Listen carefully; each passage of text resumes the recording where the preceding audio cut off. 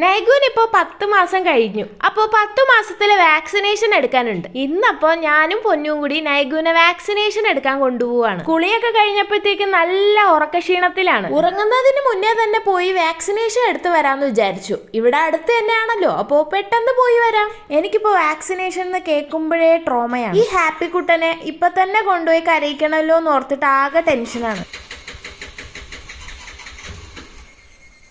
ഒന്ന് ബെഡിൽ കിടത്തി ഞാൻ ഒപ്പം കിടന്നതാ ഇപ്പൊ ഉറങ്ങും. കയ്യിലിരുന്ന് ഉറങ്ങാൻ നൈഗുന് കുറച്ച് മടിയാണ്. അല്ലെങ്കിൽ പിന്നെ ഇതാ ഇതുപോലെ ടാറ്റ പോണം, എന്നാൽ വണ്ടിയിൽ കയറുമ്പോഴത്തേക്ക് ഉറങ്ങിക്കോളും. ഇപ്പൊ 2 വീലറിൽ കയറാൻ ഭയങ്കര ഇഷ്ടമാണ് ആൾക്ക്. വീട്ടിൽ നിന്ന് ആര് പുറത്തേക്ക് പോയാലും കൈ കാണിക്കും അവനെയും കൊണ്ടുപോകാനായിട്ട്. അങ്ങനെ ഹെൽത്ത് സെന്ററിൽ നിന്ന് OP ടിക്കറ്റും എടുത്ത് നേരെ അവന്റെ ഹൈറ്റും വെയിറ്റും ചെക്ക് ചെയ്യാനാ പോയത്. ഇപ്രാവശ്യം 4 ഇഞ്ചക്ഷൻ ഉണ്ടായിരുന്നേ വാക്സിനേഷൻ ആയിട്ട്.